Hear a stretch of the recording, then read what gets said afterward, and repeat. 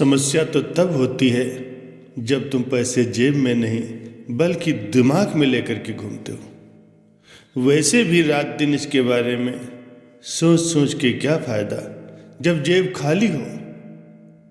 पैसा एक साधन है जीवन को चलाने का, जीवन का लक्ष्य नहीं है। विश्वास रखो, तुम्हें जब भी जितने पैसों की ज़रूरत होगी मिल जाएंगे।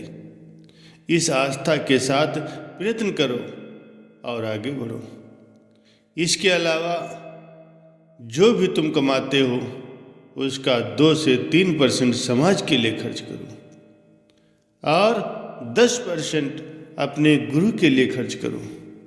इसी को कहते हैं धन शुद्धि। इससे हमारा धन शुद्ध होता है। इसी प्रकार से एक शब्द होता है अन्न शुद्धि। इसमें चावल में घी डालने को कहा जाता है। अगर तुम बिना कुछ डाले चावल खाओगे तो वो तुम्हारे शरीर के लिए इतना अच्छा नहीं है, क्योंकि इससे तुम्हारे शरीर में शक्कर का प्रतिशत एकदम से बढ़ जाता है। तो इसमें जरा सा घी डालने से शक्कर को स्टार्च में बदलने की प्रक्रिया धीमी हो जाती। इस तरह से पाचन क्रिया धीमी पड़ने से तुम्हें डायबिटीज होने का खतरा कम रहता है। इसीलिए कहते हैं कि घी डालने से चावल शुद्ध हो जाता है। इसी तरह से जरूरतमंदों को धन देने से धन की शुद्धि होती है। संत महापुरुषों की सेवा करने से, सत्संग में अपना धन लगाने से, सद्गुरु को दान देने से भी हमारे धन की शुद्धि होती है। हमारा धन पवित्र होता है। प्यारे सज्जनों, अच्छे कार्यों को करने के लिए ज़्यादा सोच विचार नहीं करना चाहिए, क्योंकि जो समय आज हमको मिला हुआ है उसमें अगर हम सोचते रह गए तो वो समय हाथ से निकल जाएगा। इसीलिए निर्णय करने में देर नहीं करना चाहिए। एक बार एक धनी व्यक्ति का बटुआ किसी बाजार में गिर गया। उसे घर पहुंचकर इस बात का पता चला। बटुए में जरूरी कागजों के अलावा कई हजार रुपए भी थे। फौरन ही वो मंदिर गया, भगवान के सामने प्रार्थना करने लगा कि बटुआ मिलने पर मैं प्रसाद चढ़ाऊंगा, गरीबों को भोजन कराऊंगा।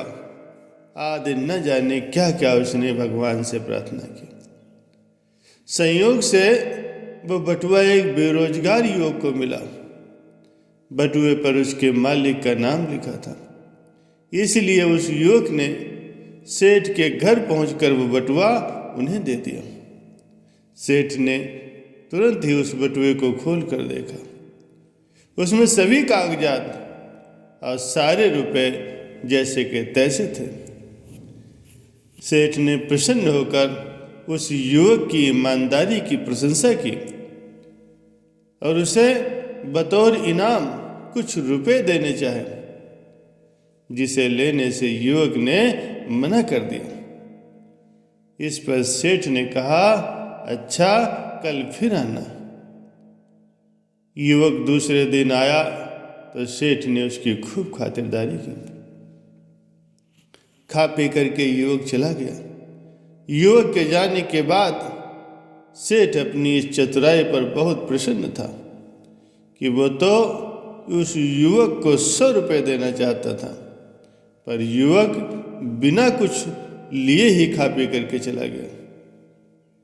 उधर युवक के मन में इन सब का कोई भी प्रभाव नहीं था, क्योंकि उसके मन में न तो कोई लालसा थी, न ही बटुआ लौटाने के अलावा कोई और विकल्प था।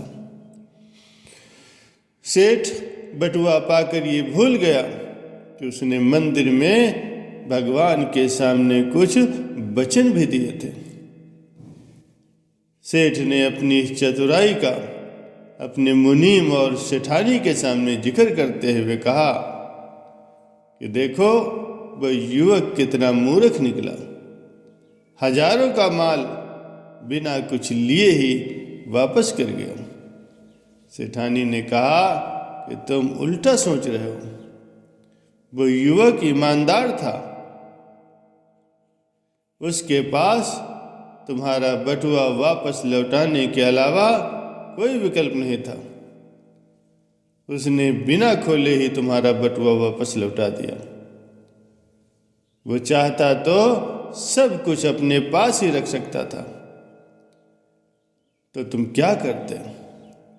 ईश्वर ने दोनों की परीक्षा ली। वो पास हो गया और तुम फेल हो गए।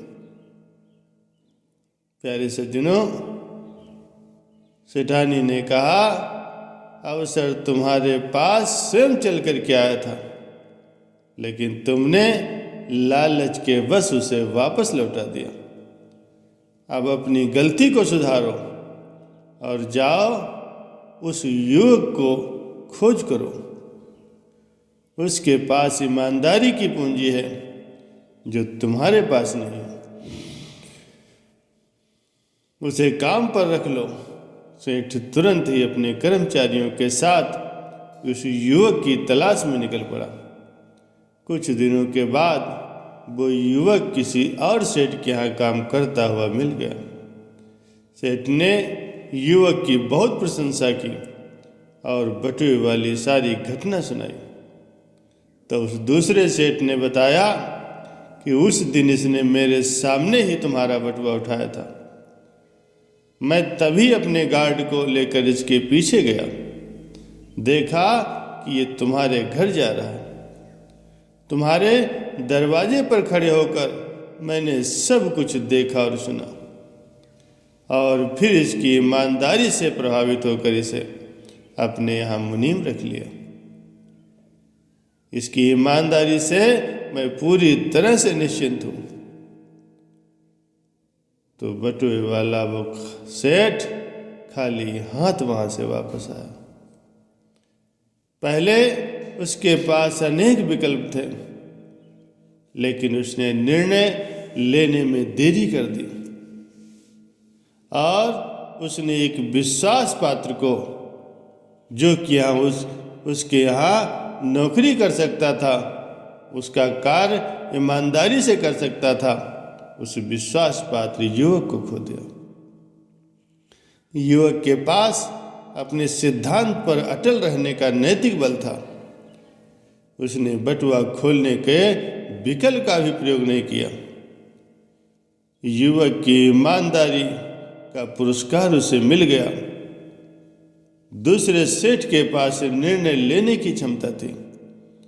उसे एक उत्साही, सुयोग्य और ईमानदार मुनीम मिल गया। एक बहुत ही विचारवान व्यक्ति ने एक जगह कहा है कि जिन वस्तुओं के विकल्प होते हैं, देरी उन्हीं में होती है। विकल्पों पर विचार करना गलत नहीं है, लेकिन विकल्पों पर ही विचार करते रहना ये गलत है।